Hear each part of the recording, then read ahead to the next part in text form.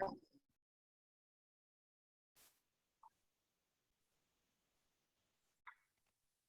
evening, everyone. Welcome to this evening's Growth, Infrastructure and Resources Scrutiny Committee meeting.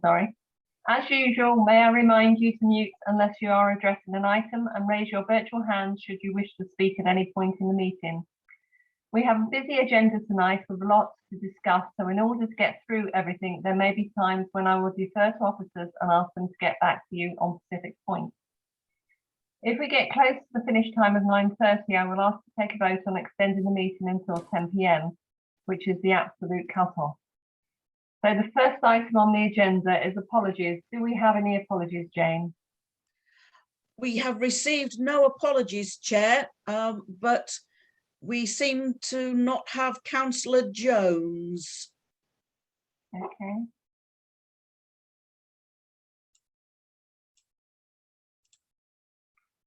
Okay. Record of the meetings. We have two sets of minutes to approve. The first is of the Scrutiny Commission meeting on the 16th of September, and the second is of the special meeting held on the 7th of October. The latter contains exempt information. Can I have a proposer and a seconder to approve the minutes of the meeting held on the 16th of September, please? Chairman, I'm not putting my hand up to propose. I'm putting my hand up because I believe there is an inaccuracy in the minutes from the 16th of September that fundamentally change meaning. Okay, can you elaborate, please? Of course I can. It's item 8, leisure contract, and it's the penultimate bullet point. And it says the clerk confirmed that the financial details could not be emailed to members of the committee as they had to be transcribed into large print for a member of the committee and sent prior to the meeting. But in fact, I had them in large print prior to the meeting, and I believe they were sent during the meeting. So I think there's something slightly wrong there. I would agree with that. Could you amend that? Because Councillor Waller did actually get the 18 points, but the rest of the committee actually didn't receive theirs. And I think that was the issue. So I think we need to have a look at that. I'm not sure what there's protocol on. And I'm sorry, Chair, but the financial details were also exempt information as well. And we were still in a public meeting. But yes, I will amend the minutes, and I will send out to Councillor Waller and yourself to approve the final changes. The minute itself, yeah, I am, Chairman. The minute itself doesn't make any reference to what was in those papers, so that is public domain perfectly satisfactorily. I was just making the point, I think, that as you recall, I was talking about them in exempt. Nobody else knew I was talking about because I actually seen them. Okay. So what will be the protocol for this? Do we approve them on the next meeting, or do myself and Councillor Waller amend that? What I will do, Chair, is I will amend the minutes, and then they will come back to the next meeting for final approval by the whole committee. But I will check beforehand with yourself and with Councillor Waller that you're happy with the wording, and then they'll just come back to this meeting. Okay, perfect, thank you. So can I have a proposer and a seconder to approve the minutes of the meeting held on the 7th of October? Councillor Waller, you have your hand up again, and Councillor Oxley. Councillor Waller, would you like to go first? I was merely proposing them. Okay, subject to. And I was seconding. Yeah, I was seconding. Okay, smashing. So thank you. All those in favour?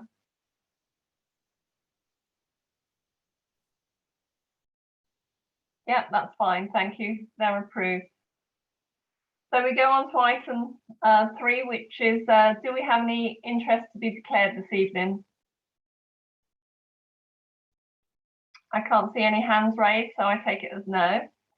Do we have any petitions, deputations or questions? None received, Chair. Thank you very much.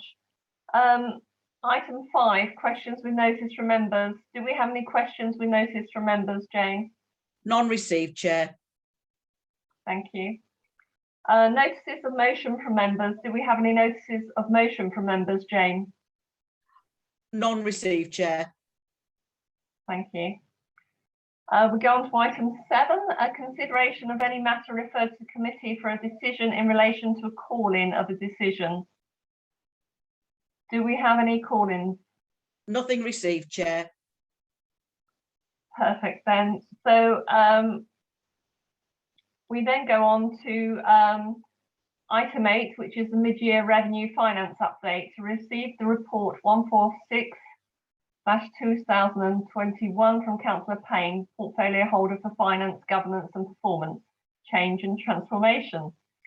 Before I ask Councillor Payne to go ahead, I would like to congratulate Sav, the Director of Resources and his finance team, for working so hard to produce an extremely to read report for the non-financial member. It also ensures that there's enough detailed background attached to the summary for the members who wish to scrutinise it further in closer detail. So Councillor Payne, would you like to go ahead?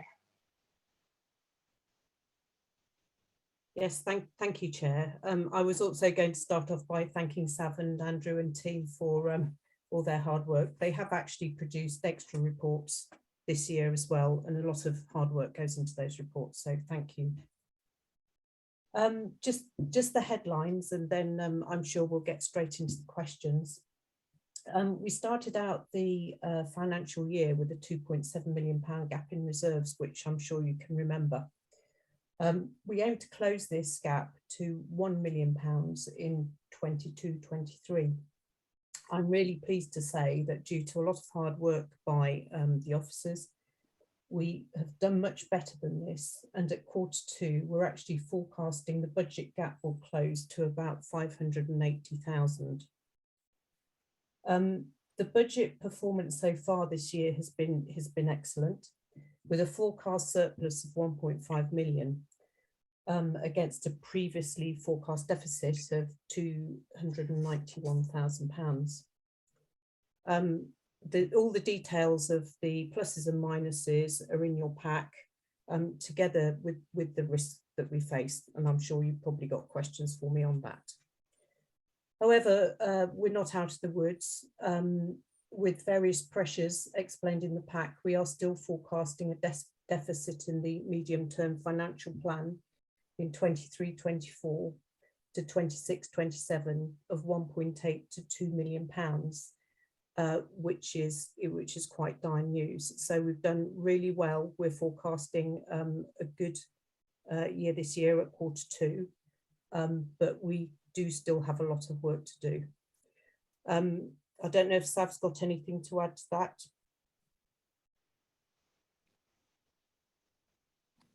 Sav, would you like to add anything, or shall we go on to questions? No, I suggest we go straight on to questions. I can't see me. I haven't switched to video on or off. It's just that it looks like I'm an attendee, not a panelist. So anyway, you can't see me, but it's not my choice. Okay, no problem. So thank you. Do we have any questions, panel? Who would like to go first? Don't be shy.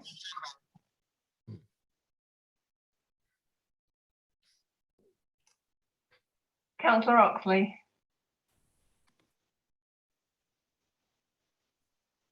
Yes, thank you. Sorry. Yeah, I know. I'm fine now. Yes, I just wanted to echo the sentiments expressed earlier with regards to the results in this. I think the team have done a very good job to bring down the deficit. That's something really to be congratulated. I've read through the reports. As I say, we are to note it. So I guess there's not much we can say. Just simply say well done to all concerned. Thank you. Councillor Waller. Thank you, Chairman. I'd like to address a question to Karen, although I would like to congratulate Sav and his team on all the hard work that they've done, and also on the clarity of this report, although Sav's reports I feel are always very clear. But my question is, I'm not sure, the preamble to my question is, I'm not sure that we can totally congratulate ourselves on making the in-year savings, because we were targeting to do that. And some of it was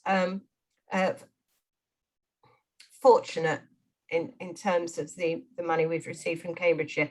I paused slightly before saying fortunate, because it's patently obvious that a lot of staff were working very hard to negotiate that. So it wasn't just a windfall in any sense, but nevertheless, we weren't able to predict it. We can't predict things like that. Karen, this is the question.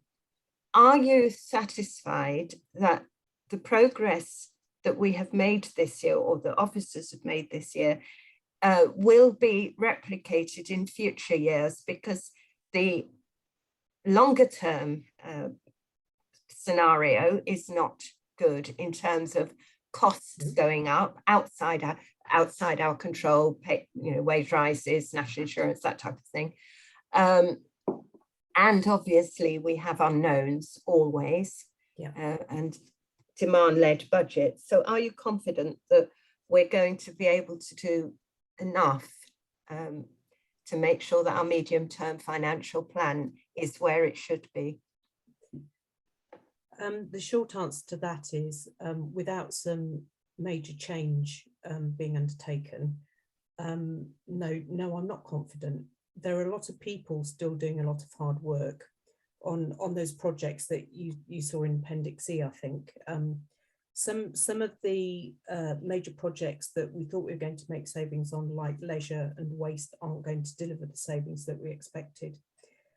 So we need to look elsewhere in the organisation. We need to do something quite radical to make those changes. The senior management team met yesterday to look at what their thoughts were about taking £2 million out of the medium-term financial plan.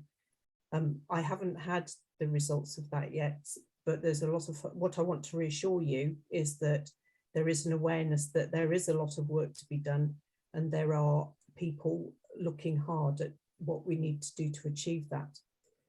When we go out to the public consultation as well, we will be asking some very directed questions to the public too, that will make the public also realise that we need to take some drastic action. So we need to start to begin to educate the public.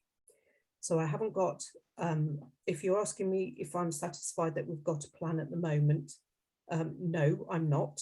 But I am happy that people are working hard to look to put together a plan, and I expect that also to be reflected in the corporate plan that we're just pulling together.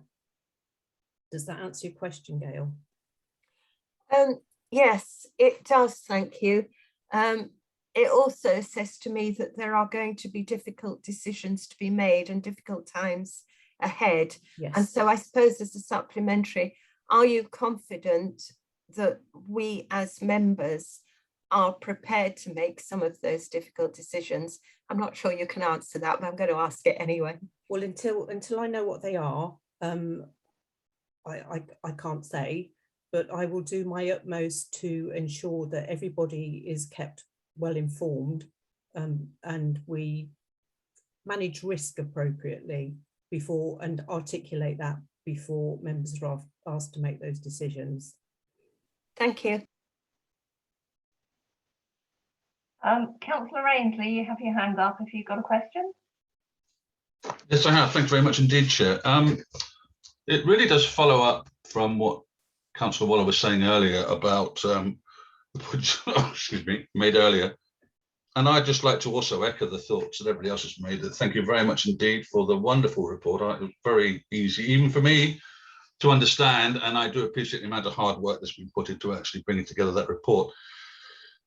And I think, as you've identified in the report, when looking to close the gap over the longer term, fundamental changes in mindset are needed. And this is not new information, and there's been identified in section 5.4 on page 39. But of that section, of particular interest to me was a third bullet point that council needs to take a harder look and bring more independence and scrutiny into the analysis of potential budget savings over the longer term. It is quite a significant mindset change. So the question, well, before I ask the question, section 453 says that SMT and the cabinet will meet monthly to drive our approach, and I think that's commendable. That's wonderful. But the question I really want to ask is, has consideration been given? I'm not sure it has, but has consideration been given to engaging with casting the net wider so that we engage with other authorities and councils to see what additional expertise and insight can be gained? And the second point was, again, about casting the net wider. We had quite a success, I felt, when we looked at the community wellbeing service, when scrutiny actually made some recommendations. And will you be looking to cast the net internally wider to actually set up small working groups, not necessarily just scrutiny, to actually assist you in your deliberations? Paul, I'm open to ideas from anywhere. Yes, so yes is the answer to all of those questions. We want to, as far as looking externally to other organisations, SAV is already doing quite a lot of that and communicating all of those things. And we've learnt a lot of good lessons from Peterborough so far. But what I discussed with Mark and Oliver on last Tuesday was actually having, we're going to pull together a plan looking at external organisations and work through a planned approach to contacting those organisations. When we've pulled that together, I'm quite happy to share that so you can see who we're talking to and where we might be gaining that knowledge from. But we need to put it together first so that I can throw it out to you. And then also when these monthly groups get off the ground, the Cabinet and the SMT working together, what I thought then was that we could extend it to be, and I don't know what you think about this, and I'm just throwing this into the scrutiny commission at the moment, whether we pull that into a cross-party group. So that's up for discussion. Great, I think that's exactly really what I was trying to ask. But obviously we have to take it back to the commission and the scrutiny groups and see what their thoughts are. But in principle, absolutely, there's a lot of work to be done, a lot of mindsets to be changed. So anything we can do to assist, more than happy to. Thank you. So thank you very much for that comprehensive reply. Can I come up with a supplementary, just a quick supplementary, please? Thank you very much. I can see you nodding. And it's a very short one, and it's on the savings update. And it's specifically to Jules House. I saw that there's quite a substantial saving with Jules House. I know it's not being used at the moment, and it was identified that I think the plan was completed. So I'm wondering whether when we're likely to reach a decision about what we're going to do or make better use of the asset, which I understand, I could be wrong, is sat pretty much unused. Yeah, there's a property asset review underway at the moment, and we will be making a decision about what happens to Jules House as part of the review of the whole property asset. And I think, Oliver, correct me if I'm wrong, that delivers in January, February time. Yes, that is correct. We're looking forward to having it late January. Yeah. So okay, thank you very much for that response. It's just that there's a particular ward interest in what happens to Jules House, and any information I can glean would be useful to try and ease the passage, particularly, and I'm not suggesting this as a suggestion, it was going to be looked at some kind of disposal, and a lot of passion might well be raised. So anything I can do to help head that off would be great. thank you. Assuming we'll make that decision. Councillor Waller, you have your hand up, and then Councillor Oxley. Yes, thank you very much, Chairman. Karen, another question on a totally different tack, really. But you were talking about the amount of work that SMT has been putting into this budget. Are your colleagues on Cabinet within their own portfolio areas, putting in equal work about how we might get the budget under control, please? I have that opinion, yes, and I think that's reflected. We've only had a couple of these monthly meetings, but I think we've got everybody on the same page now and everybody focused on the fact that finance runs as a thread through everything we do, and we need to look at everything we do, and everybody needs to have the same commitment to looking at that finance. So yeah, I'm happy.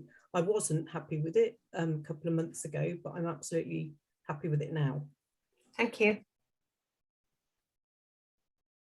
Councillor Oxley.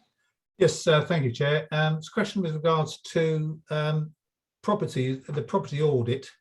Is the council looking to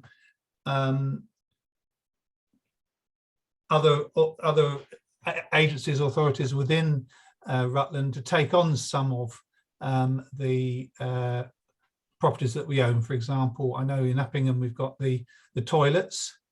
I don't know if there's any progress being made on that with handing it over to the town council. It might be useful to have an update on that, and any other projects which the council may be thinking of doing in order to share the cost of administering some of these community assets. Could I ask, Chair, if Oliver could ask that, Councillor Hemsley could ask? Yeah. Thank you very much, Chair. We've obviously got the asset review, as I say, which will be coming to us at the late January. So I think it'd be sort of sensible to wait until we see exactly what that says. Just a quick update on Uppingham toilets. We are in discussion with Uppingham Town Council and it is in progress. Obviously, you've lost some funding from Barclays, who appear not to be answering questions. So, but I have actually assured the town council that money and support is coming from us as agreed in the original report, and we will keep a close eye, but we will also keep you all informed as we go forward. So there's also the question, if I may come back, Oliver, as a supplementary of the garages. So we still own some garages, although I should declare an interest, but I don't rent a Rutland garage. But are there any plans to dispose of those garages, do you know? Until we finish the asset review and we see exactly what we've got, but we will certainly look at it, and it will be a really sort of clear helicopter view of what we've got, what is beneficial and what to do with it, and then decisions will be made. But I hopefully we'll be able to share those as we move forward. Okay, thank you very much. Do we have any more questions? Oh, Councillor Brown, sorry. Hi, Chair. Yeah, I've got just a couple of comments, not expecting an answer, but and then a question following that. On page 26 on the waste tonnage, just concerned that we're seeing a 9% increase in tonnage this year. And I wonder whether, I'm really pointing this to, I think, to Lucy and to Penny, in relation to the waste contract work, and whether we're going to include some uplift for volume in our numbers when we're looking at that. I'm not expecting an answer tonight, but I'm just saying, you know, given these very high percentages, it's not just 1 or 2%, which we'd normally expect by growth of housing. 9% is a very large growth, and what the implications are for the waste contract. The other one I noticed on that same page, and it rings a bell with me in terms of paint a few years ago, and that is wood non-domestic, a 72% increase. I just wondered whether that was a blip or whether there's something going there, and it's a significant sum of money on that particular page, page 26.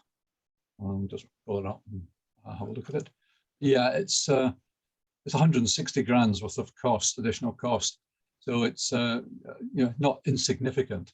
I wonder if there's any comments as to why that has happened, and if it's just a blip or whether it's just a timing error on that one. In terms of the other big issue, it's the elephant in the room for us all, and that is the settlement coming up. And this is looking forward to next year. The settlement coming up from government in December, and hopefully not too far into December. I'm just wondering what action Cabinet are taking in respect of talking directly to government, to the Minister, Kemi Badenoch, who's now responsible for that, and she's an ex-banker, which means she understands figures, unlike Luke Hall, who didn't really understand the figures. You know, are we talking to her? What input are we putting into the LGA's work in this area?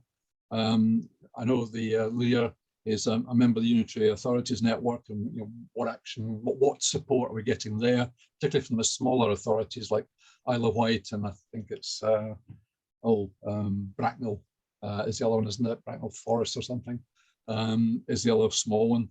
And then we also have Sparse and the input we get into Sparse, what's happening there, how much effort we put into that, and what are we getting back out of it. So those are the areas that I would comment on at this stage.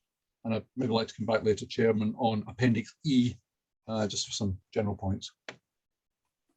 Okay, Penny, you had your hand up first. I'm assuming that you actually want to respond to the increase with Gordon's first question. If I may, we have seen a significant increase in tonnages, and it is directly COVID related, with lots of people staying at home and choosing to make improvements to their homes, and also a lot of online ordering as well.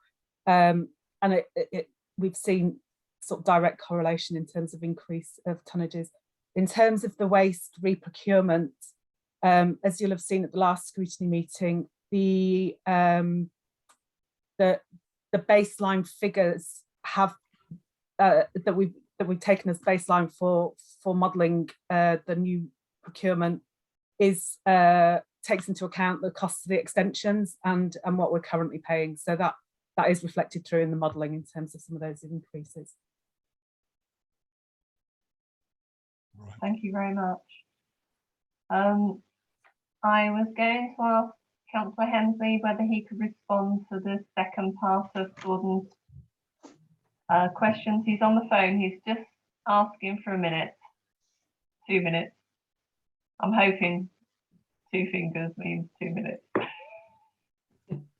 We can just hang on a couple of minutes, please. Oh, Councillor Stevenson, you've got your hand up. Just as I saw a little gap to fill the time, the question from Councillor Brown about the tonnages absolutely underscores the importance of us doing that waste hierarchy, understanding that if we reduce in the first place, then that will be a better thing. Obviously, Councillor Brown, that's difficult to predict on that, and I'm simply filling a little bit of time, Chair, to cheekily push our waste hierarchy.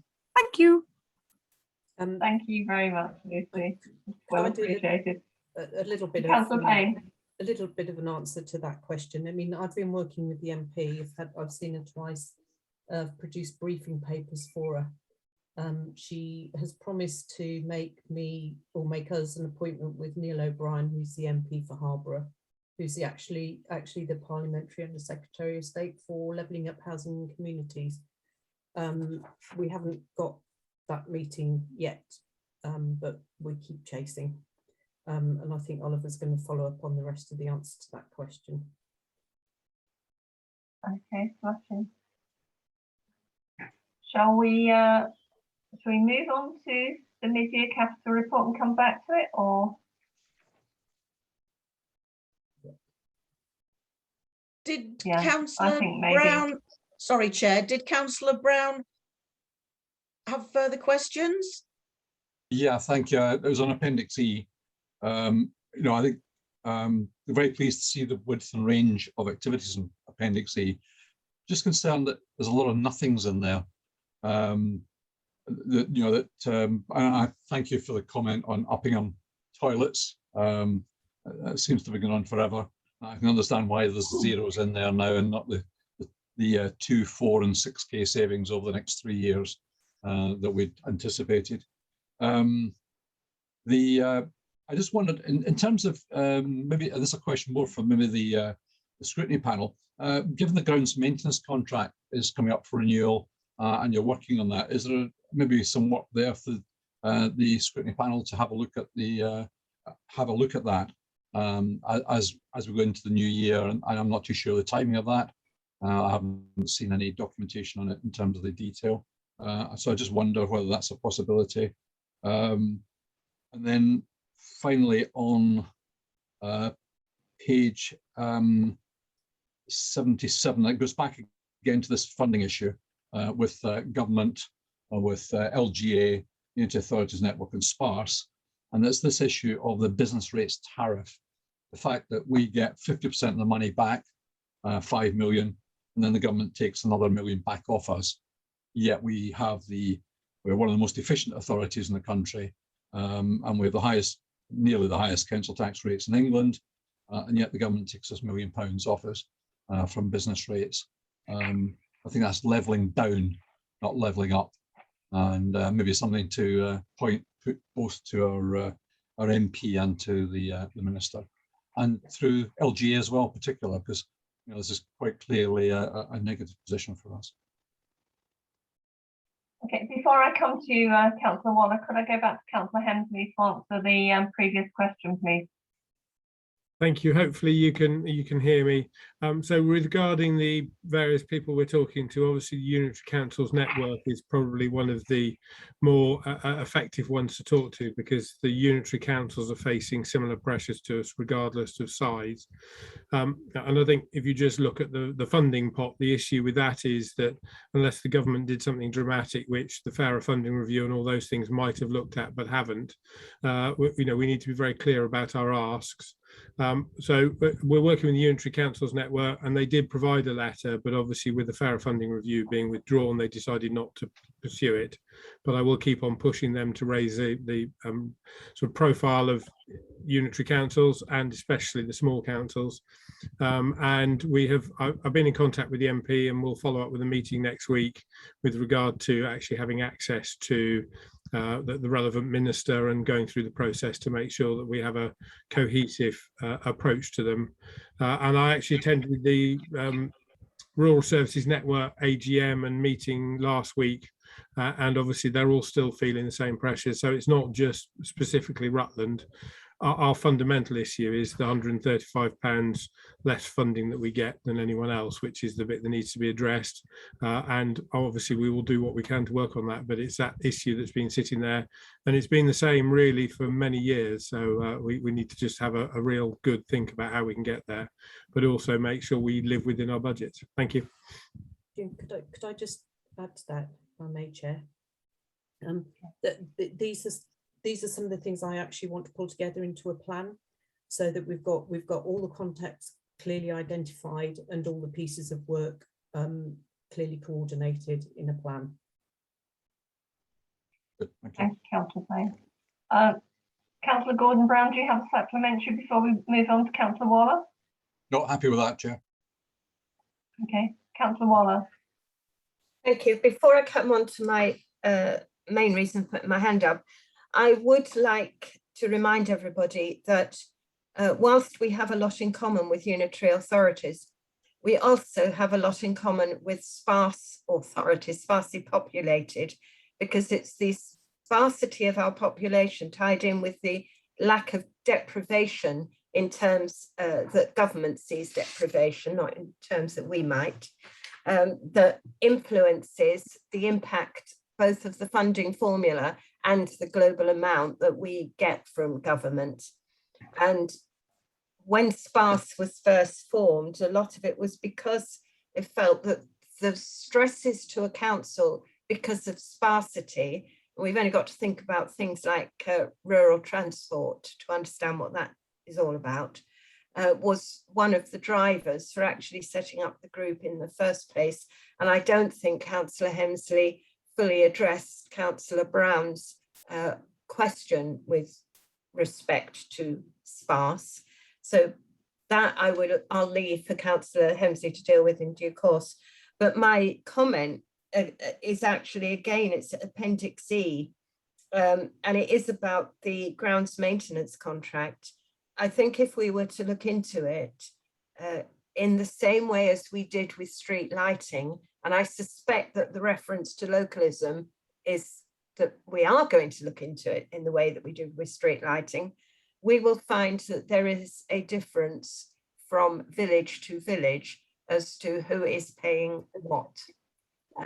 And I am aware from my own ward, where we have a number of villages, that some are paying far more than the allowance they get from Rutland County Council to keep their verges in good order.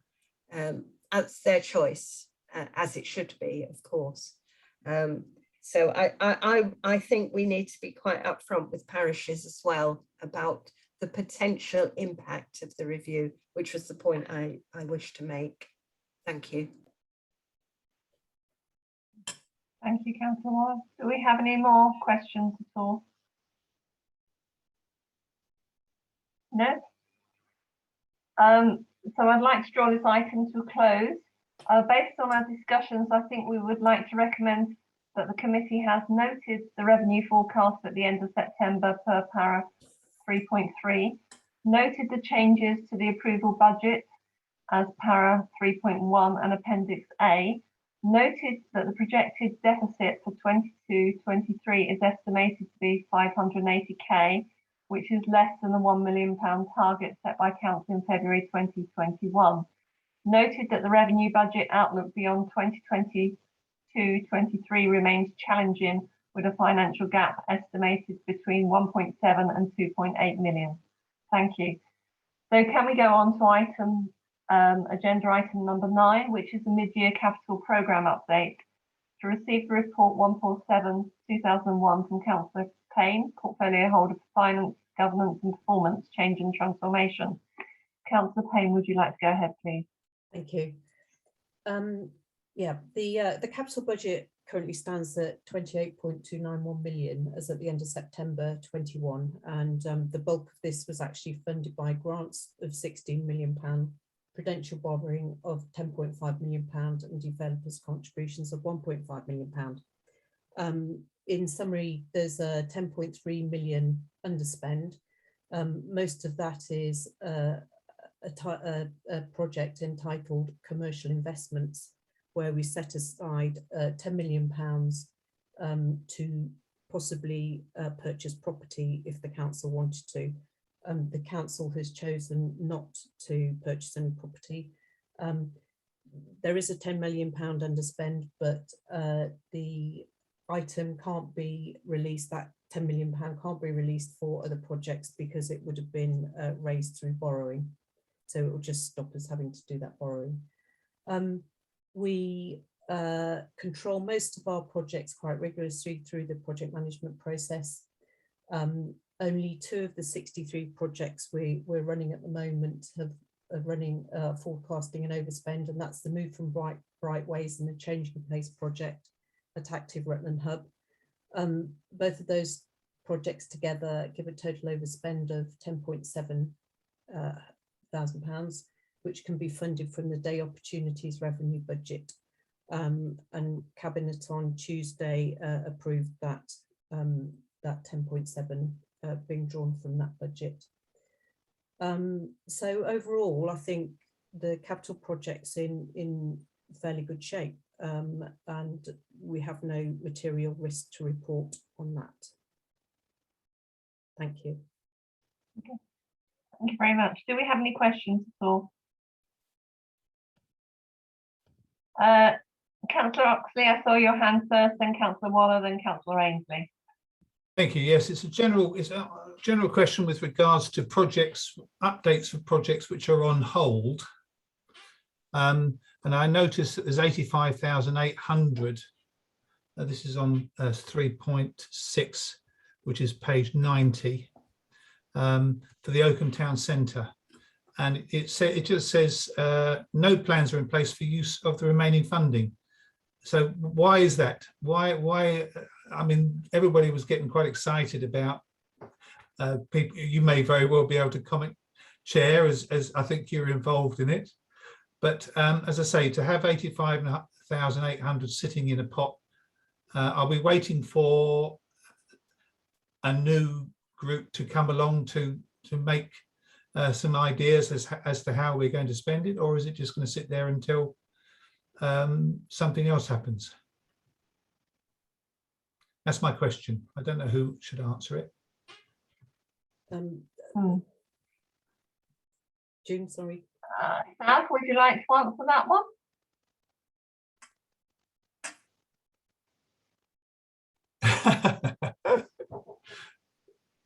No.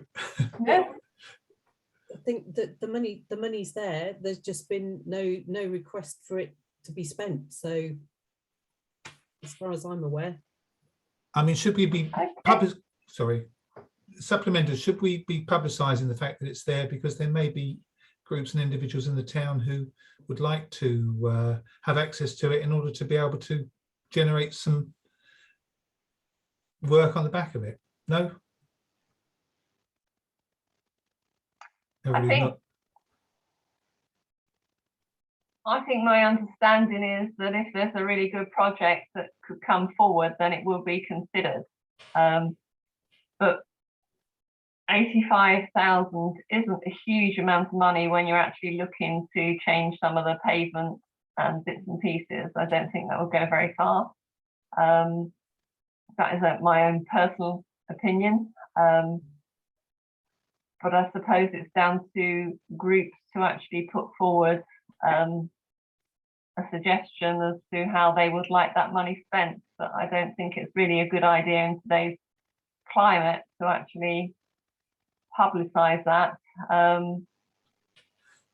Is this that's section, only my personal opinion. Is this section 106 money that's left over from, because I think that's how it was generated initially, wasn't it, from the Hawksmead development to be spent on beefing up the infrastructure in the town?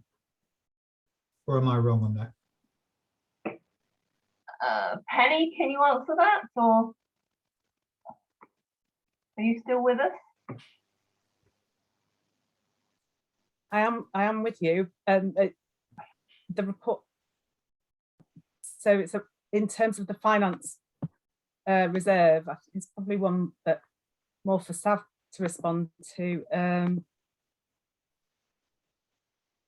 Sorry, I've lost you now. Yeah, just to go back, there was the setting up of that. Sorry, my memory's totally gone. You recall this, so this pot, I believe this element of the pot is 106. Can you remember there was, it's interesting that nobody's referenced it tonight, but there was the work done by scrutiny. Oh, sorry, there's work done by, what was the name of the lady who did that work on the town centre? Anyway, it doesn't matter now, but it's clearly not at the top of anybody's thoughts, but there was a piece of work done independently. Was it Joyce Lucas did it? It was. Right, okay. There's a piece of work done. It wasn't Joyce Lucas, but anyway, somebody did a piece. It was brought to scrutiny. An independent group was set up on the back of that. And the idea was that that group would look at improvements and things that it might want to make to Oakham. And it might come forward with suggestions. I haven't heard any suggestions or any cases, business cases. In that case, Sav, I will put some forward as being part of that group. Oh, so Councillor Fox, you are part of that group? If we are talking about for Oakham, yes. If that is, forgive me, I cannot remember the name of the group. I think that if you're talking about the group that was formed from the Task and Finish group, that would be for Oakham, of which I'm a director of. We did give it some initial funding to fund sort of secretarial administrative support, a very small amount, and did say this funding, if they wanted to come up with anything,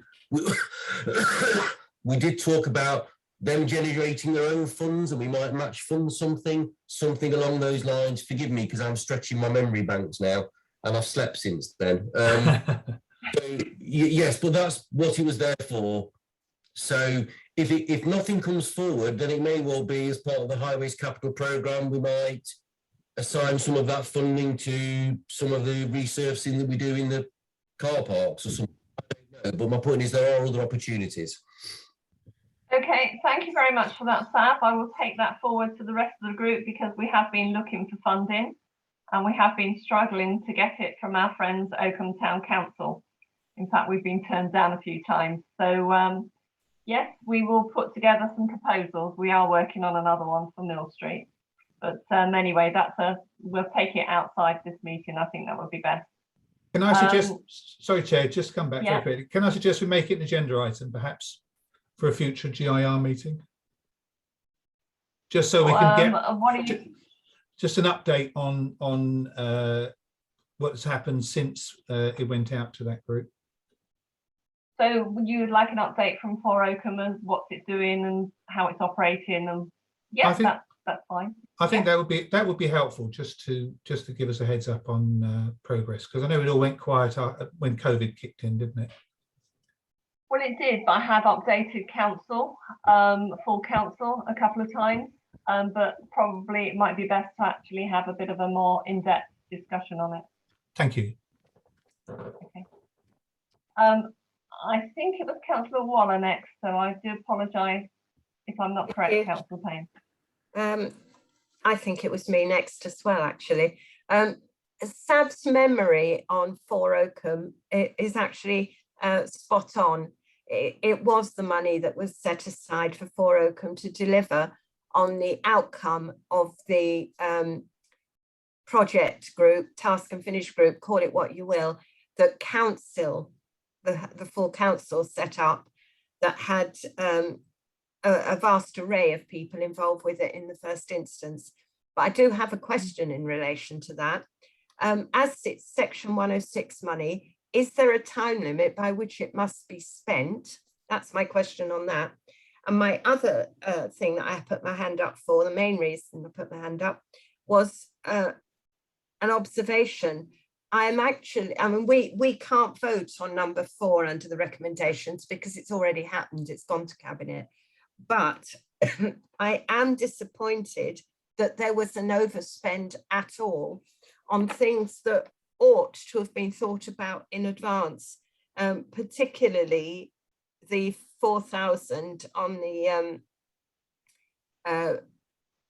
changing place toilet, because we've had problems before, and the library was one such, although it was a lot more money, that there were, quote, unforeseen issues. Well, why aren't we doing the surveying well enough in advance to have no unforeseen issues like that? I mean, I would have thought issues about drainage and ceilings ought to have been obvious before the project was costed in the first place. So I'm just disappointed that that was the case. And from Brightways, as I read it, it wasn't that it wasn't costed properly, it was that after the project was agreed, an additional factor was included, which costs more money, which again, I don't think is really acceptable to my mind, but there we are.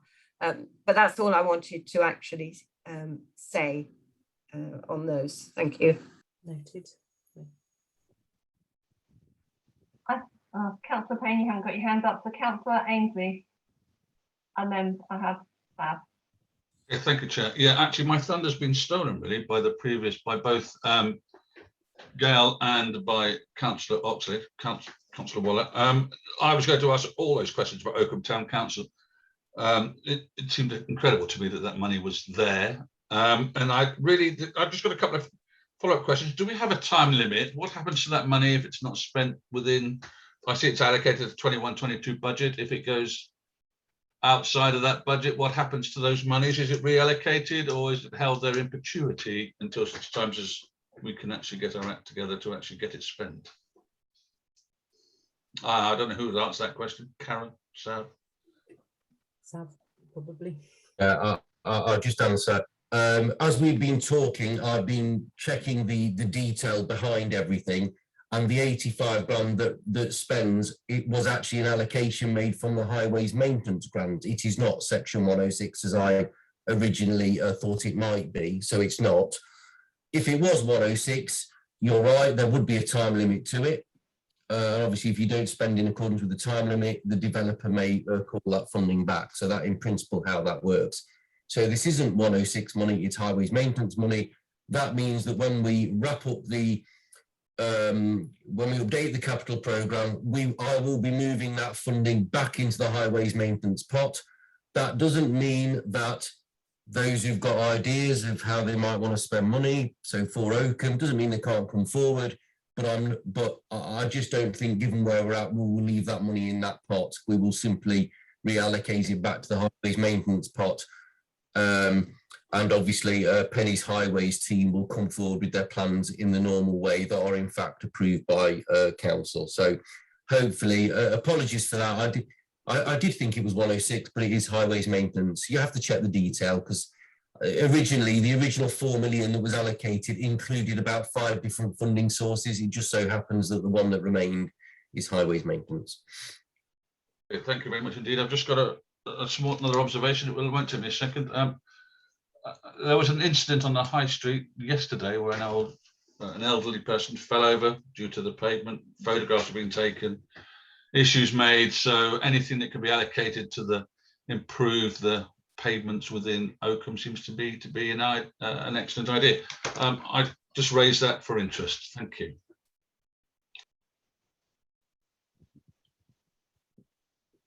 Councillor Waller. Thank you. Just for clarity, please, and it's Sav I'm asking, if it's come from the highways maintenance budget, this money, does it mean that any proposal that 4 Oakham puts forward must be highways related? No, technically not. I think, you know, thank you. No, I just wanted clarity on it. Thank you very much. No. I mean, anybody can put forward any proposal that members might wish to consider.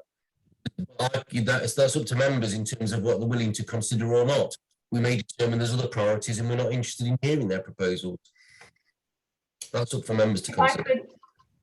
If I could just add to this conversation, 4 Oakham have been working on a street lighting proposal, which obviously would come under the highways umbrella.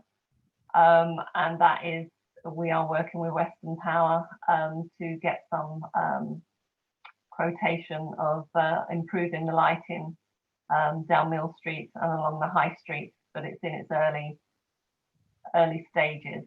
And obviously we will be looking for funding for that from RCC and also our friends at Oakham Town Council. So do we have any more questions before we move on at all? Sorry, I've lost my script, so you'll have to bear with me a second.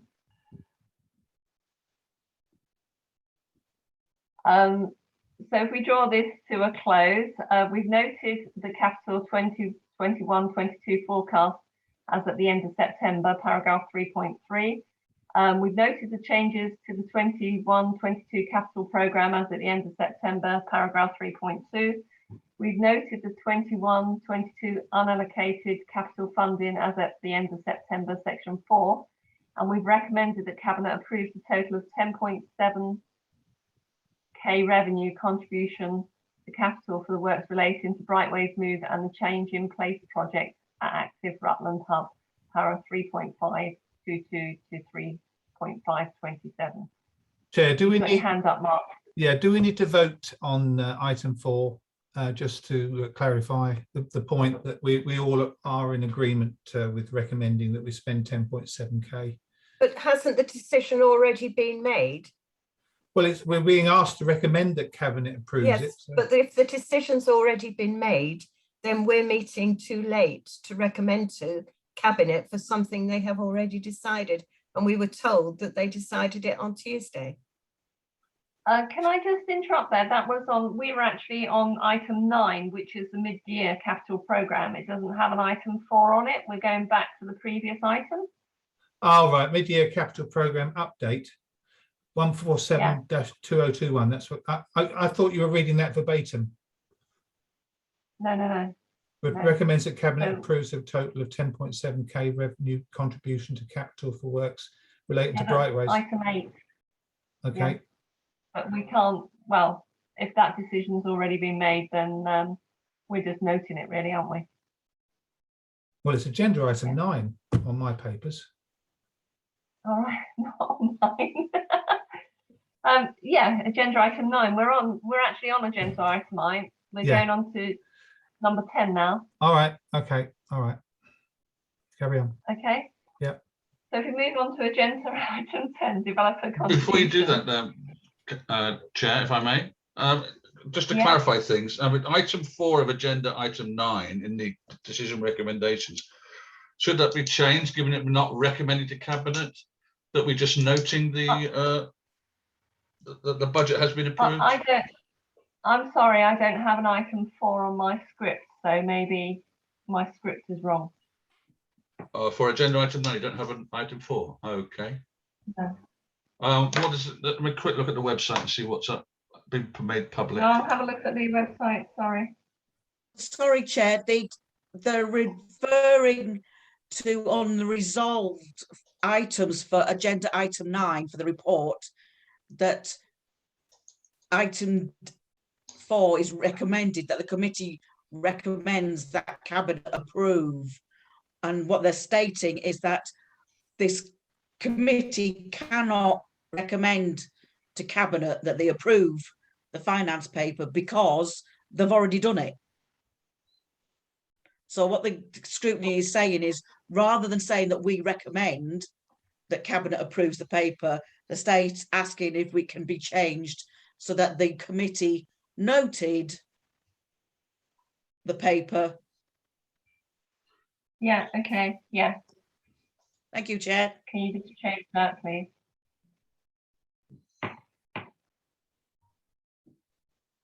Right, so moving on to item 10, which is the developer contributions. To receive a report 148/2021 from Kenny Sharp, Director of Places.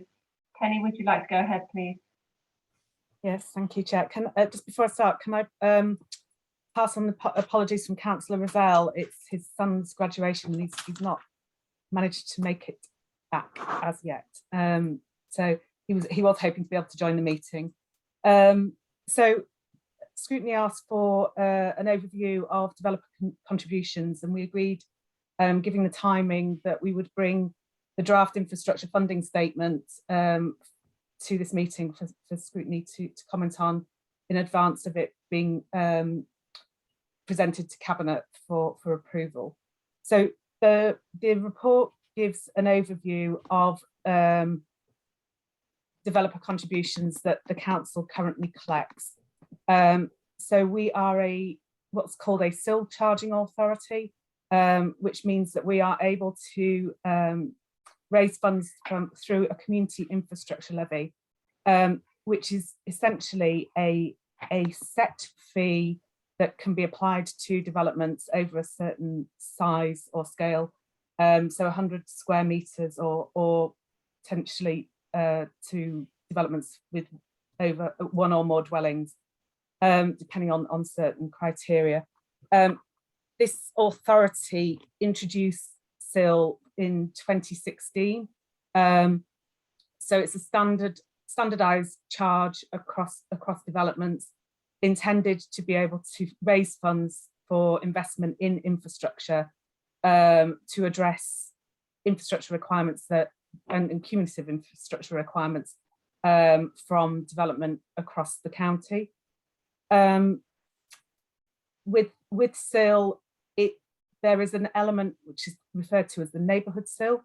So 15% of that is allocated to a local community where the development takes place. So, for example, parish or town council, and that is capped at up to a maximum of £100 per dwelling.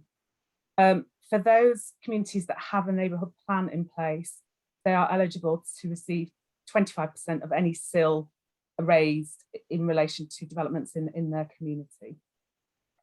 And that is passed across to the relevant parish or town council each year.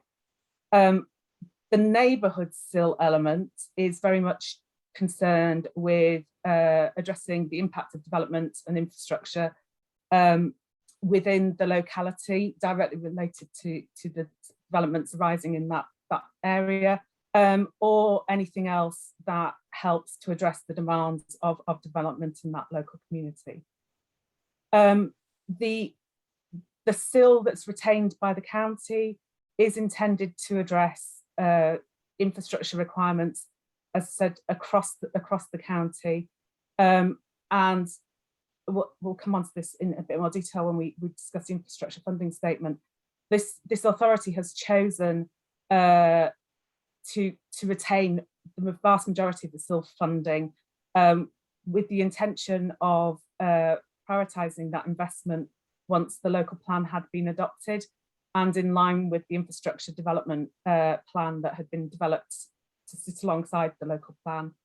That infrastructure development plan had originally stemmed from something called the Regulation 123 list, which identifies strategic infrastructure requirements that are needed within the county, and that ranges from a whole range of things, from health, investment in health facilities, education, waste services, utility infrastructure. So again, as we'll look at with the infrastructure funding statement, we as an authority, we have quite deliberately being accumulated that SIL funding. Clearly, with the advent of the local plan being withdrawn, we now need to look again at our infrastructure priorities, and we will need to develop a new infrastructure development delivery plan. The sort of challenge for us in the short term is obviously that whilst we're unsure where development will occur in the short term, it does make it harder to plan and prioritise for that infrastructure investment. But that's something that we can come on to, and can expand in terms of some of the work that we're doing to hopefully help with that prioritisation exercise.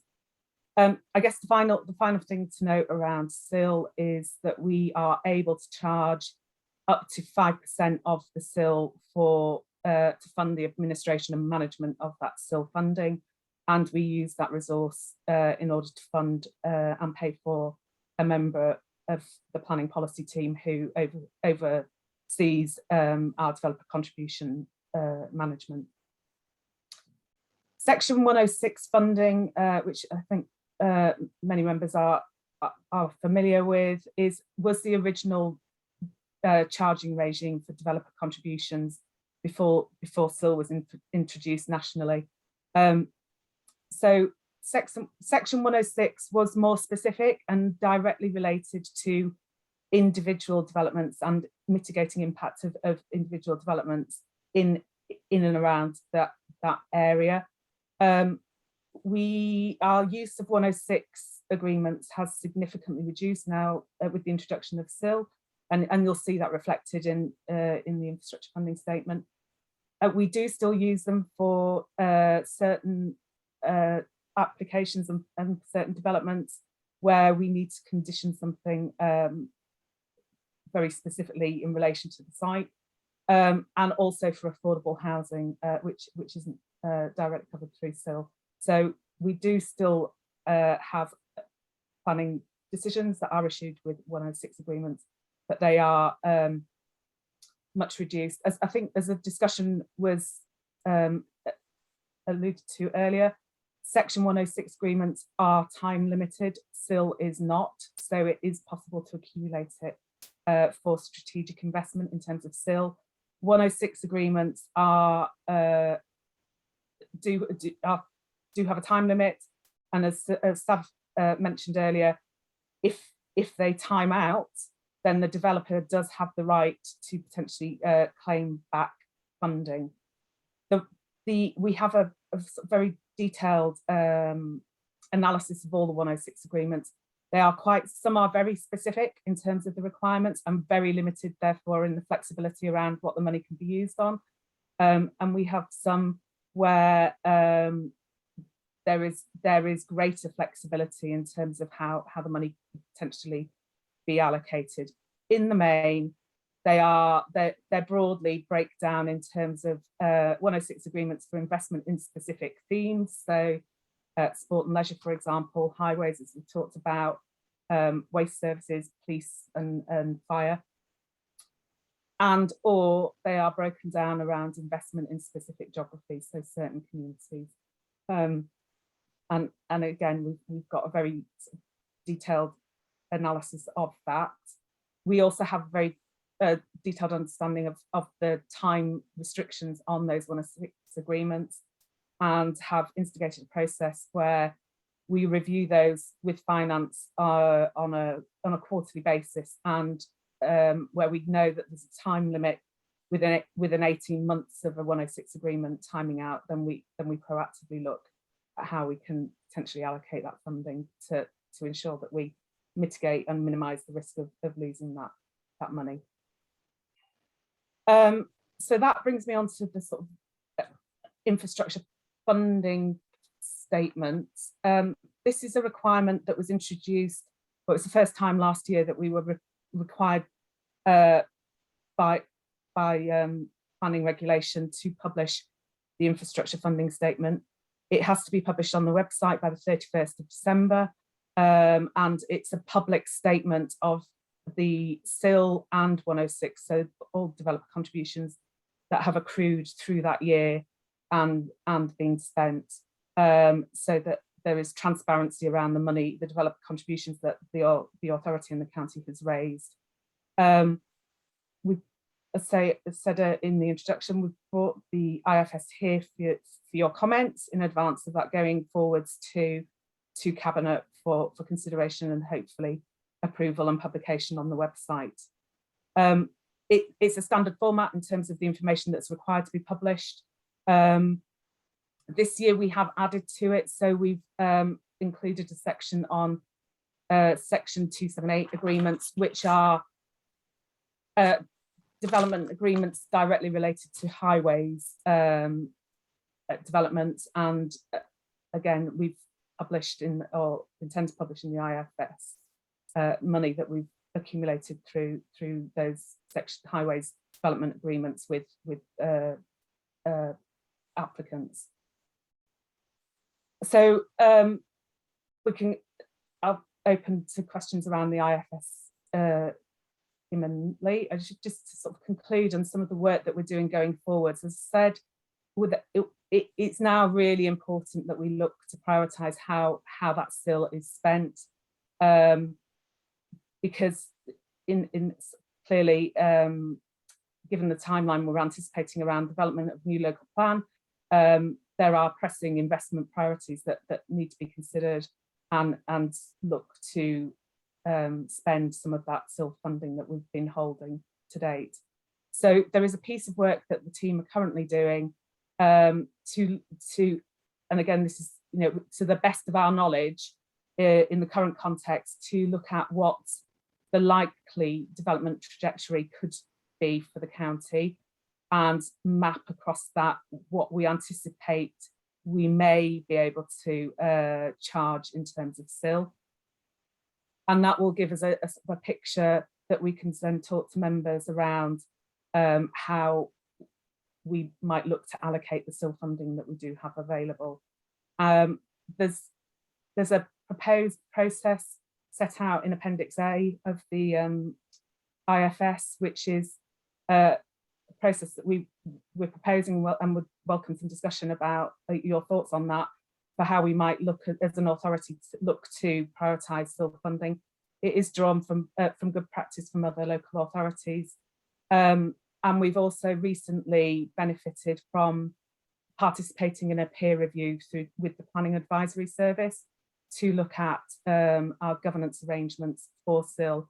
And that's been very much looking at what others do and what we can learn from other local authorities in terms of administration. We're still waiting for the final reports as a result of that governance review. The emerging findings are that actually we're in a similar position to a number of SIL charging authorities, where it's still a relatively new charging regime, and that I'm anticipating that the recommendation coming out of that is that we probably look to use our existing decision-making structures and governance arrangements in order to manage and provide overview of that SIL process, prioritisation and spend process. But I need that final report to receive the final report, and then we'll be able to bring forward further recommendations for consideration through scrutiny and ultimately Cabinet. So that's a very quick canter through or an overview of what the developer contributions are. The IFS gives you the sort of breakdown of what we're currently holding. I don't propose, Chair, to go into the detail of that unless you want me to, but I'm happy to take questions either in general or on the IFS specifically. Sav, you have your hand up first, and then I'll go to Councillor Oxley. Is that okay?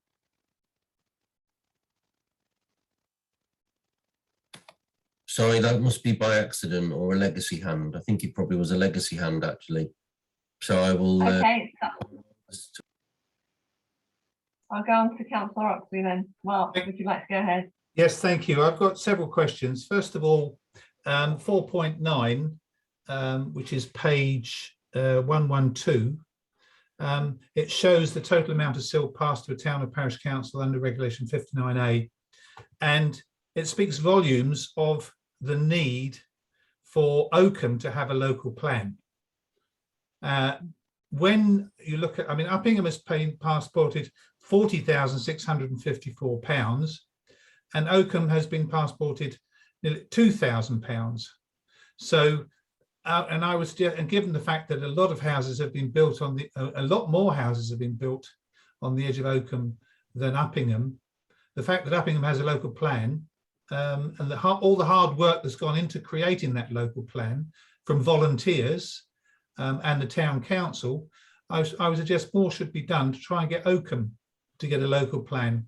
Whilst it's not in our gift to do that, I mean, I just would ask and urge anybody who has any influence to try and get Oakham to get a local plan sorted.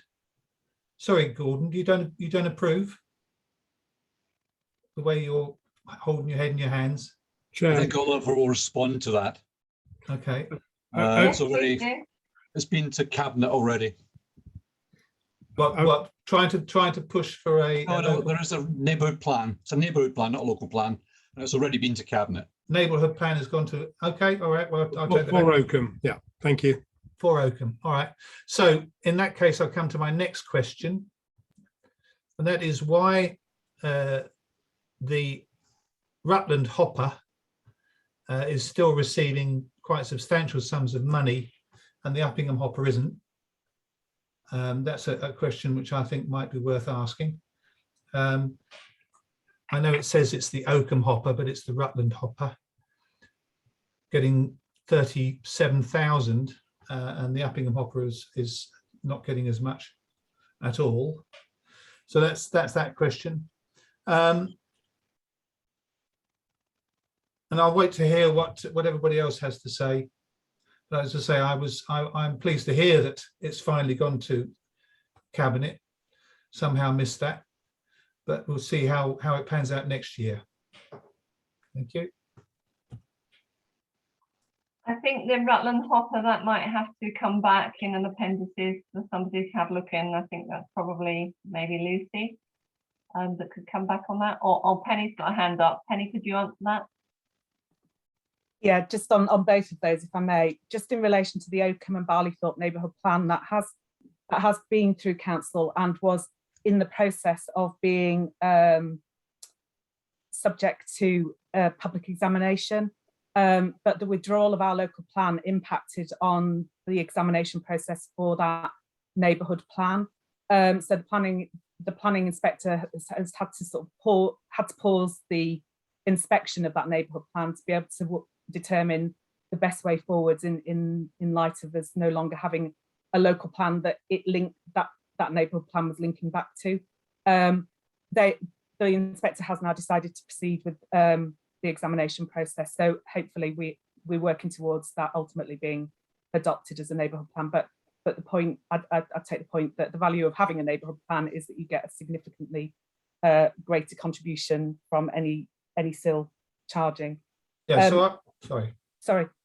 I was going to say, so I was correct in my assertion that it hasn't actually been signed, and it hasn't been the T's haven't been crossed and the I's haven't been dotted. We're still waiting for it to be finalised.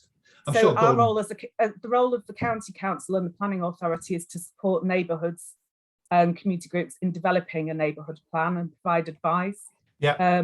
It's for the planning inspector to approve, adopt, or recommend adoption of the neighbourhood plan, and it's going through, and it goes through the formal examination process similar to that we would have gone through, albeit on a more detailed level, for the local plan.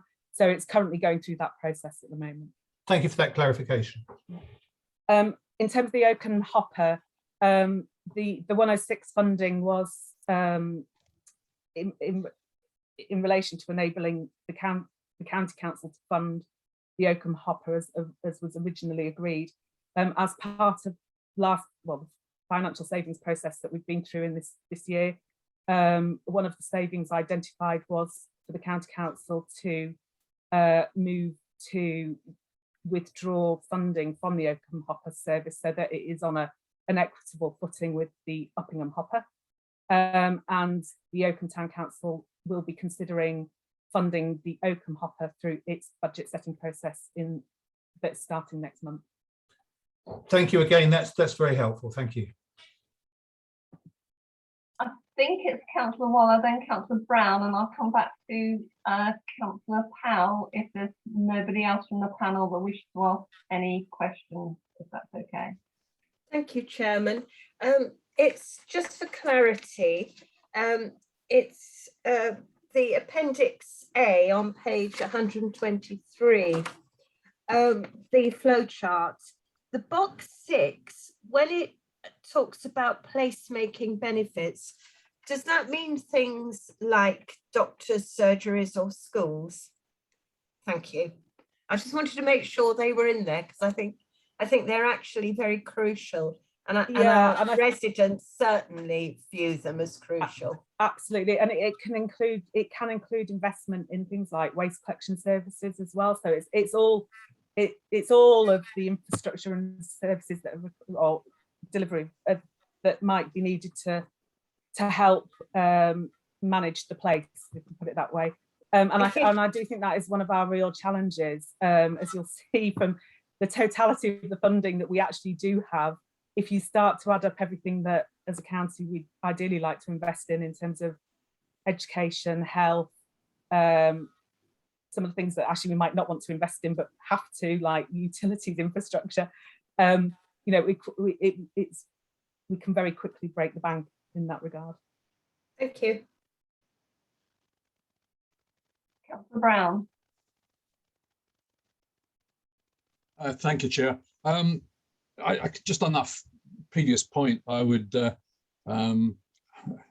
reiterate the point that Penny's made, and that is that we only have, and it may sound a lot of money, I think by the end of this year we'll have about 9 million in total Section 106 and SIL money, including the Spinney Hill money.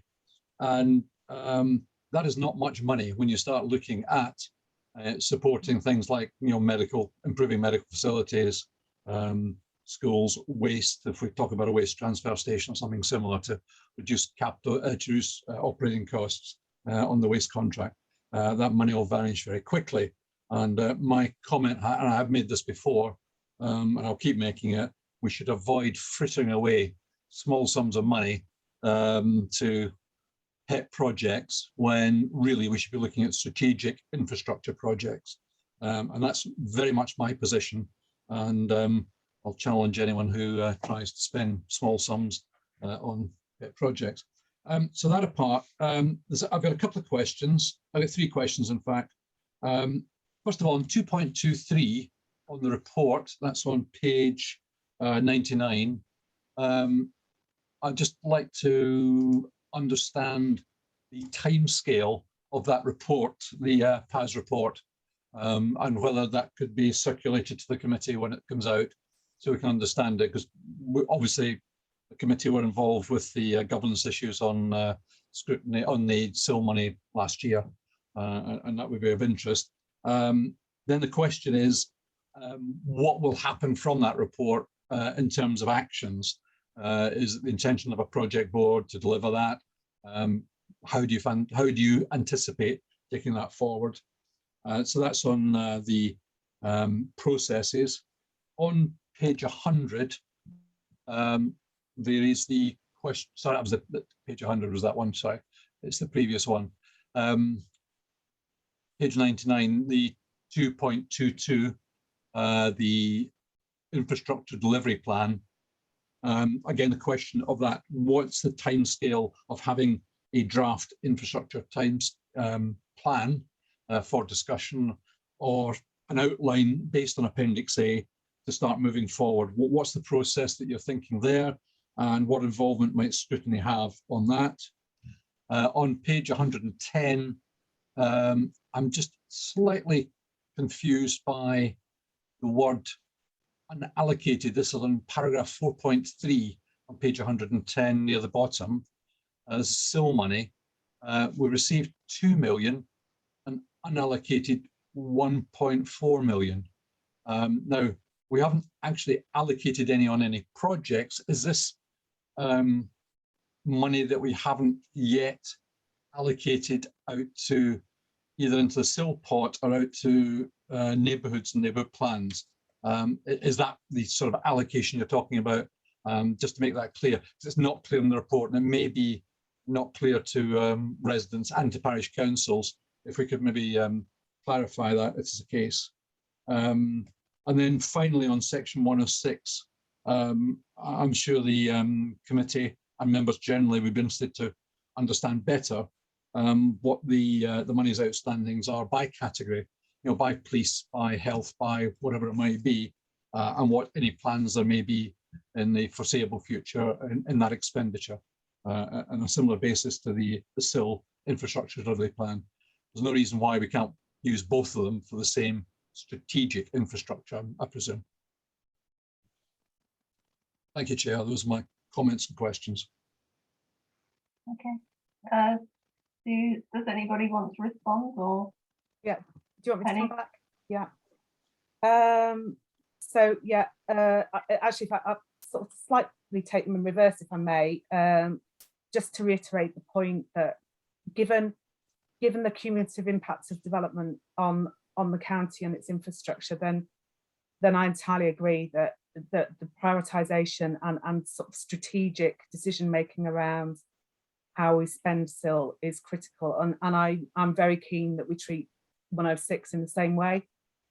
So we've not actually allocated very much 106. We took a decision earlier this year not to allocate very much 106 at all, other than where strictly required, so that it gives us the opportunity to treat the developer contribution pot as a totality that can be strategically invested, albeit there are more strings attached to the 106. So we just need to make sure that you know it does still meet the original requirements of the agreement.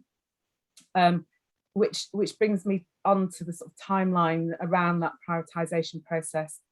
I'm anticipating that we would get the final PAS governance report hopefully this side of Christmas or very, very early into the new year.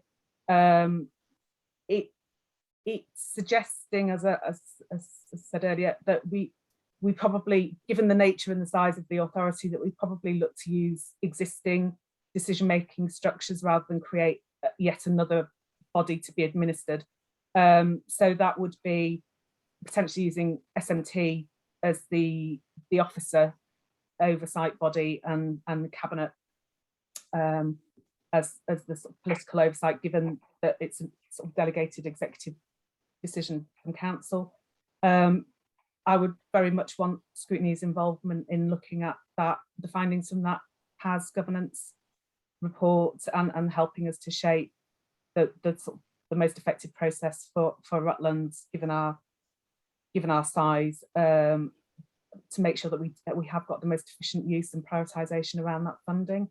And we've, as I said, we've started the process. We've for the next 3 months, we've got a piece of work going on to try and do the best guess around what the infrastructure trajectory might look like. Well, sorry, the housing development trajectory might look like, and therefore be able to sort of take a view around what the associated monies are that we could levy and raise from that development, and what the likely impact of that development might be in terms of infrastructure. That will help give us a better informed position around how we might want to prioritise the SIL investment. Obviously, I'm aware of the joint adult and health task and finish group looking at health as well and health provision. So I think, again, it's a piece of work that we'd want to kick off early in the new year around immediate prioritisation of SIL funding. In terms of the development of the IDP, that is on a longer timeline and is aligned with the development of the local plan. So ultimately, the final IDP would sort of conclude on the same timeline as the local plan. We've got a more detailed project plan going to the next cross-party working group on the local plan, which will map out whereabouts we start to sort of get into the very detailed work around the IDP, which I think is sort of back end of next year, but it will be an ongoing process, which is why this immediate prioritisation is so important. I think, does that answer all the questions, Gordon? I think so, yeah, it does. So January 2022, we should see the report from PAS, and then following on from the work you're doing on the potential developments in the short term, we should see a draft of that to then identify the short term expenditure if required. And that would, yeah, I mean, I think there's a piece of work that needs to involve all councillors around that prioritisation exercise. Absolutely. But I think in terms of what the process looks like for both the governance of the process and the actual prioritisation process, that we're working with this flowchart set out in A as our starting point. Yeah. But I think we'd welcome discussion with scrutiny. And so that, again, that will be during the first quarter, I presume, of next year. Yeah, the calendar year, not the do the work. fiscal Yeah, year. Yeah, okay, that's fine. Good, thank you. Happy with that. Thank you for the response. Thank you. If we have no other comments from the panel, I'd like to go to Councillor Powell.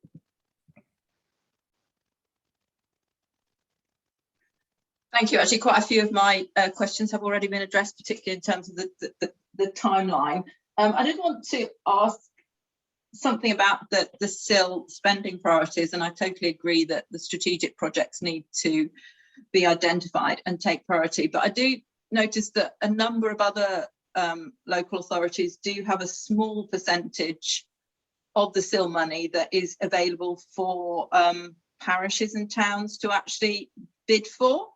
And I know Penny did say that actually, decided that Rutland retains everything, but I just wondered whether that could actually be considered in the review of how we spend the money. That's just leave that as a question.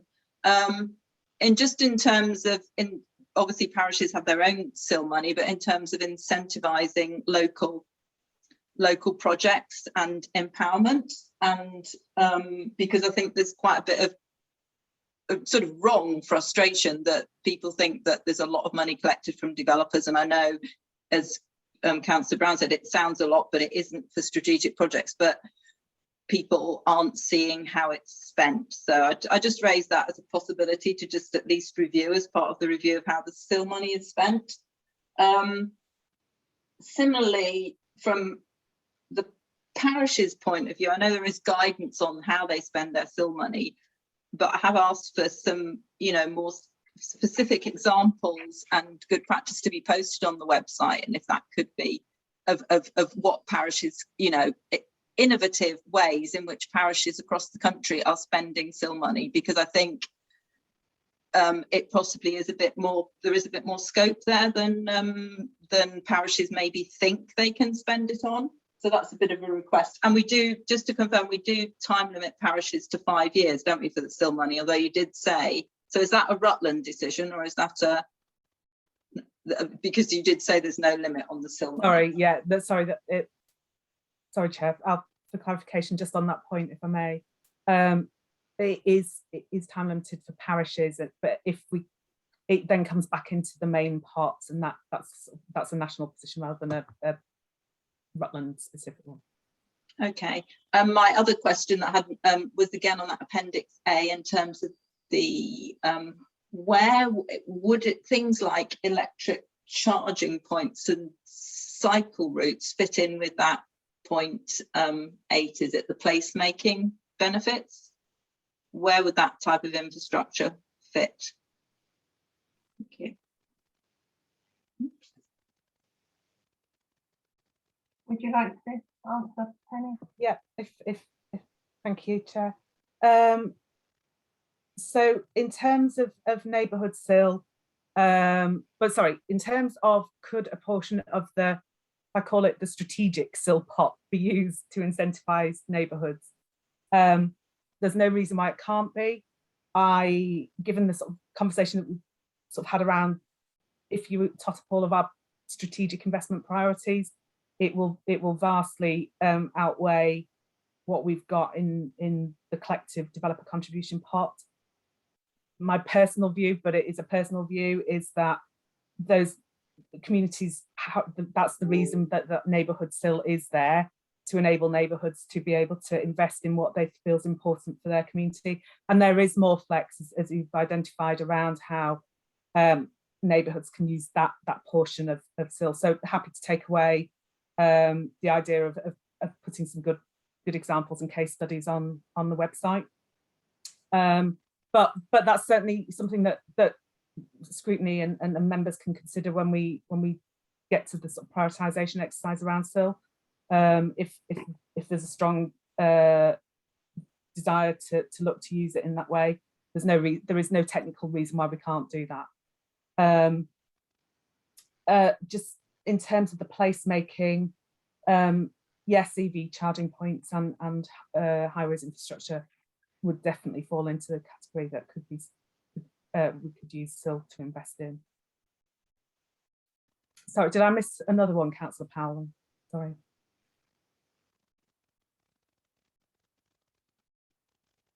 You're on mute, Councillor Powell. Sorry, I shook my head to mean no. Sorry, I missed it. Thank you. Thanks. Do we have any more questions at all?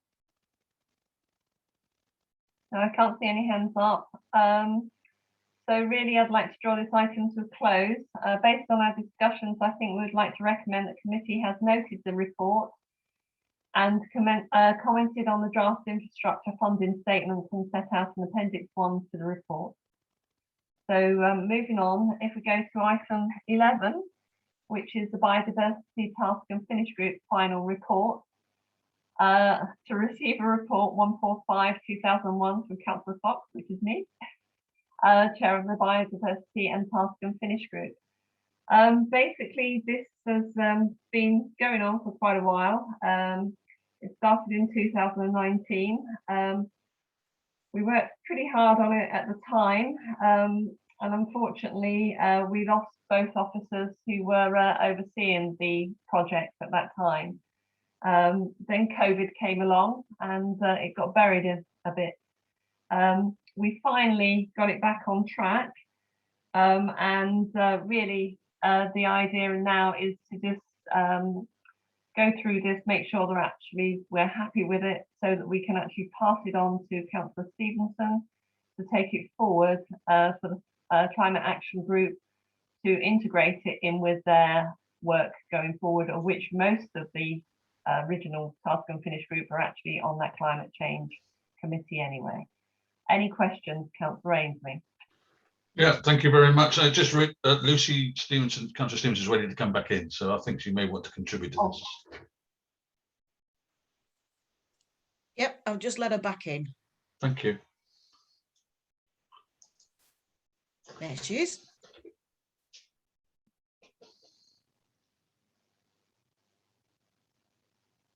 So, Councillor Stevenson, I'm not sure whether you heard my brief introduction.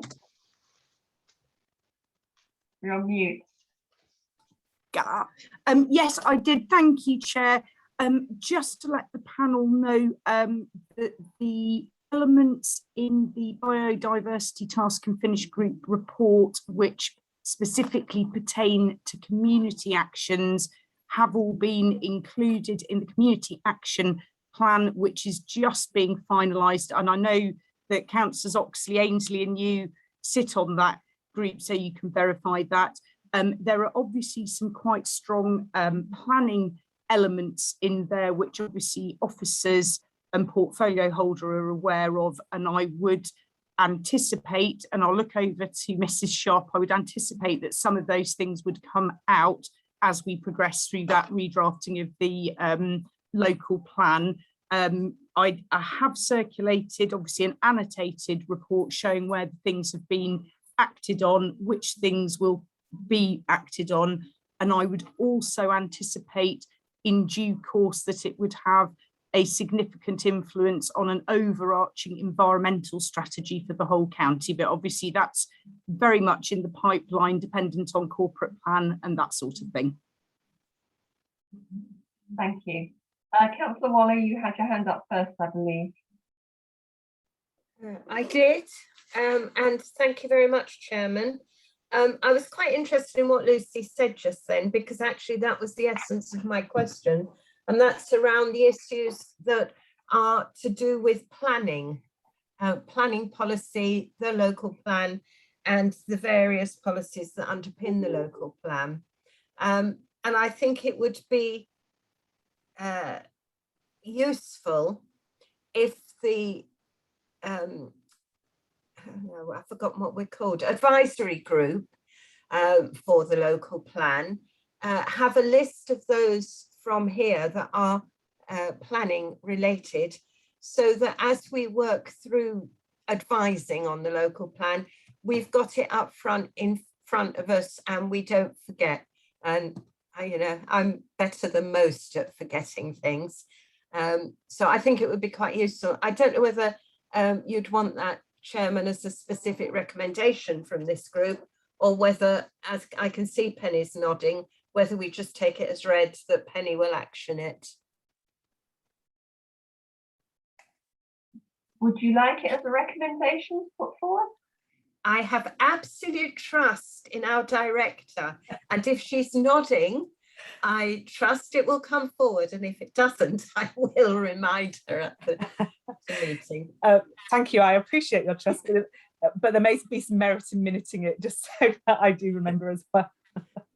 I'm perfectly content if we simply minute that I requested that and the director accepted it, if that's all right with you, Chairman. Mm-hmm. And I can see that our clerk is also nodding, so I think that sorts that one. Thank you. Okay. Councillor Stevenson, did you want to come back in, or? Yeah, it was just to reiterate what Mrs. Sharp has said. The report has actually already been annotated and highlighted in terms of where the different actions sit, and so obviously we're working closely together on that. Okay, thank you. Councillor Oxley, you have your hand up. Yes, thank you. It's to clarify exactly what the situation with the Biodiversity Task and Finish Group was created, set in motion by full council, and my understanding is that it has to go back to full council for the recommendations in it to be taken on by the council. I just seek clarification on the next step on that. So whilst I appreciate that it is a it's a strategy, it's not a policy, it's a strategy, but I think the fact that I think it needs to be defined specifically in an agenda item, perhaps at full council, in order to give it the to finally sign it off, and then we can discuss where elements of it will be actioned. Can I just come in there? Councillor Stevenson, wasn't this brought up at a council meeting, the one before last? I wasn't at the last council meeting because I was poorly, but the one before, wasn't this on the agenda? So in a formal sense, and I will look to officers to correct, in a formal sense of being an item on a full council paper, I believe it needs to be completed to have that sort of acceptance and endorsement by full council. I was, however, asked a question in terms of what was being actioned. I think that was your question, Councillor Powell, which I answered and will be in the minutes there. One bit of clarification. I think it is a list of actions as opposed to an overarching strategy, Councillor Oxley, but the main thing is it is actually being actioned, because I thought, hey, it was important to get on with things. Chairman, could I come in on a process issue, please? Yes, please. Thank you. This task and finish group came about at the time I chaired this scrutiny committee, and I'm very clear about the process that we undertook at that time and where we thought it was going to go. So I will explain. The GIR Scrutiny Committee was very keen to have this task and finish group. The Scrutiny Commission at the time supported it, but the process we have in terms of our constitution is that a task and finish group has to be set up by full council. So that is why it went to full council in the first place. However, that is just the setting up of it. We do not have to report to council. As a scrutiny committee, it is our choice what we do with our reports. We can simply note them and put them on a shelf and ignore them forevermore. We can refer them to cabinet for action. We can refer them back to full council.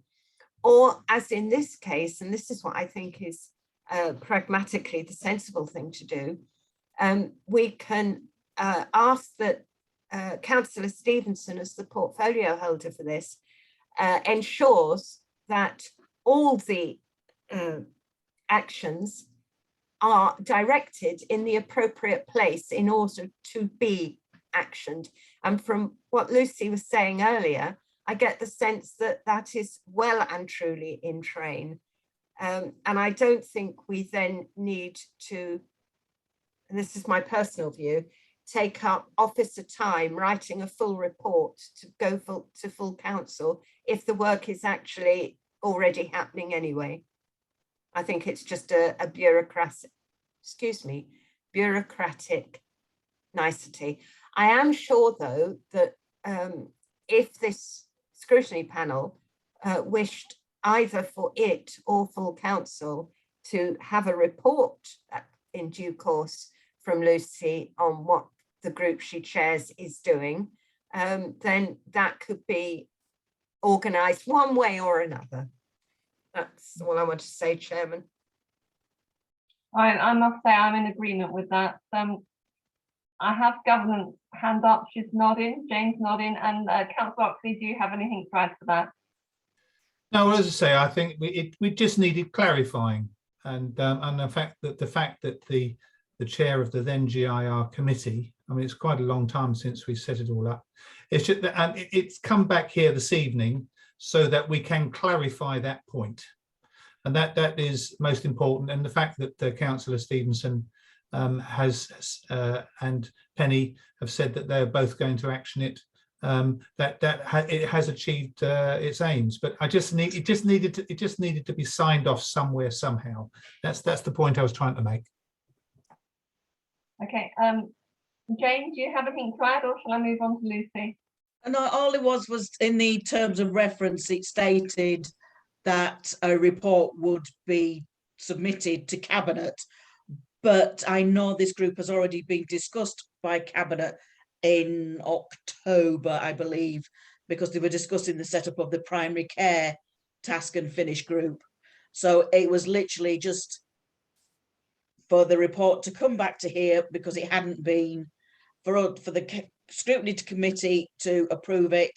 That's fine, and I will put in the minutes of what this scrutiny committee recommends and actions for Councillor Stevenson to take forward.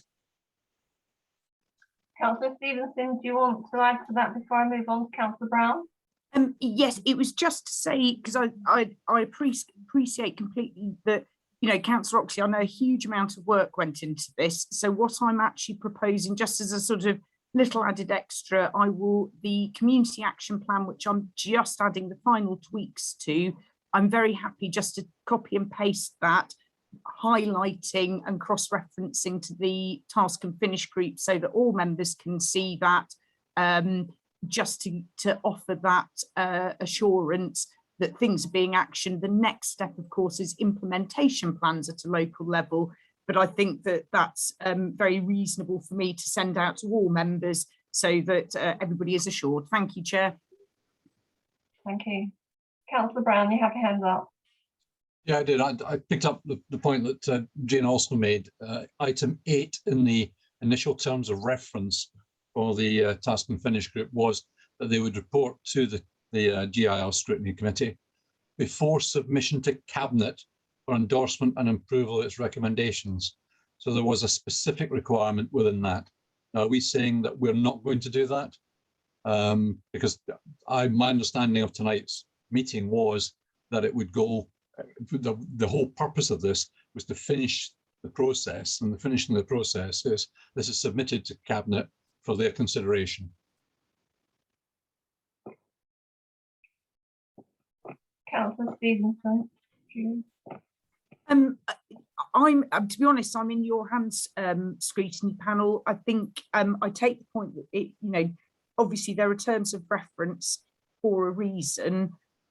So I'm very happy to take a report to cabinet. I'm just really mindful that I and the climate action group and the members action group have been beavering away, sort of making sure it's enacted.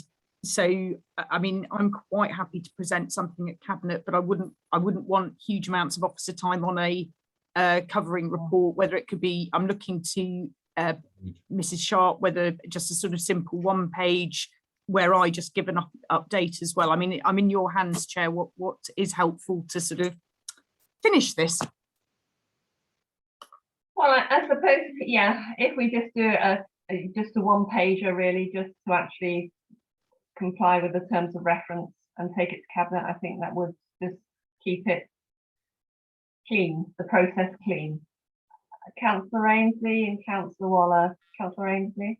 Thank you very much indeed. It's just a quick generic question. It's really aimed at Jane, I think. We're looking to form another task and finish group called the primary care. And does this mean that this task and finish group is complete? And that even though, or do we have to wait until it gets presented to cabinet? This is where it gets complicated, because technically the biodiversity task and finish group should finish before the primary care group can start.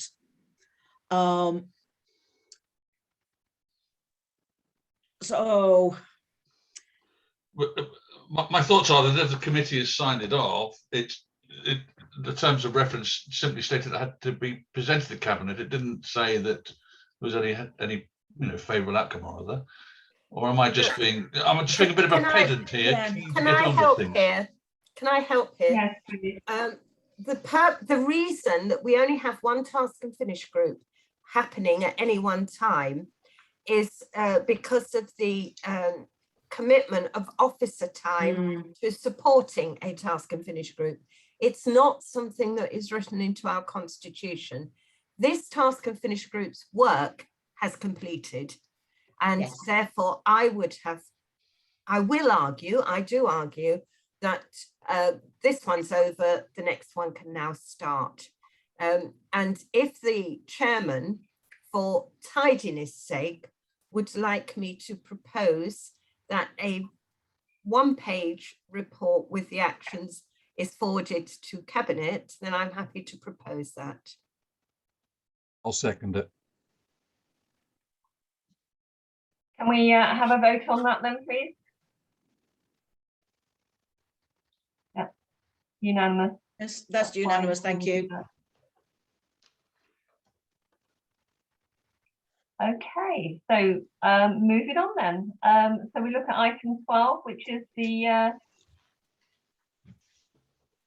do I actually have to, we've considered and completed the work on the biodiversity task and finish group and the proposals, and we've recommended the findings for the biodiversity task and finish group report to cabinet for approval. So we've just agreed the one pager that we're going to do. So if we move on to item 12, which is the review of the forward plan and annual work plan 2021. Agenda item 12 is a review of the forward plan and the committee's annual work plan. I believe that we've covered this to a degree in the respect that we've stated that our focus is to input on the development of the waste and leisure contract. Are there any other items that presently we wish to see considered at our meetings other than those that arrive on urgent business? I think we've actually said that we would like in the next meeting just an update on 4 Oakham. Is there anything else?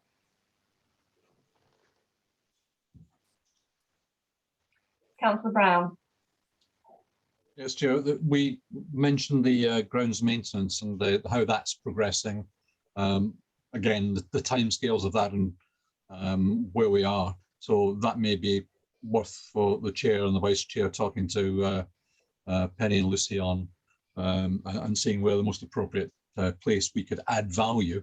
And of course, it is about adding value. It's not just about noting reports, with all due respect. And then we've also got the SIL governance and the SIL section 106 expenditure.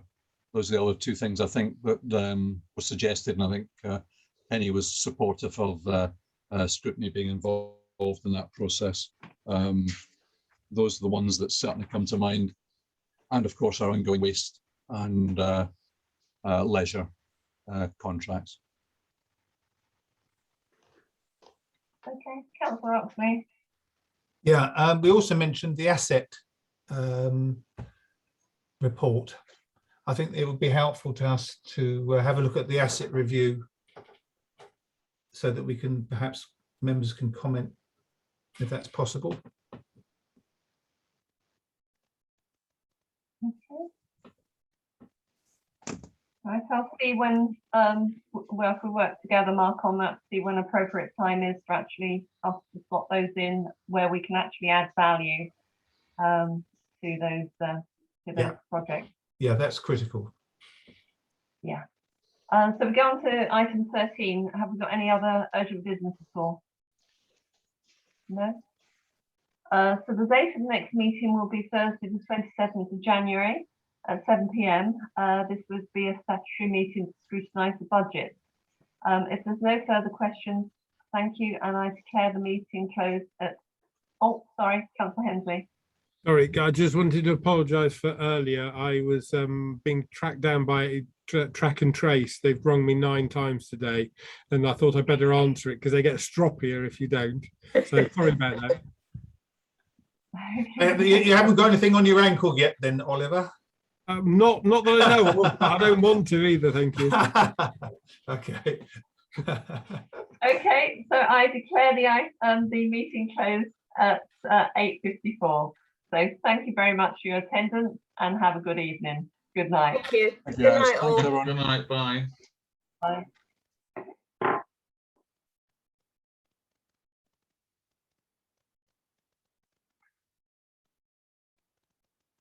Bye, Jane.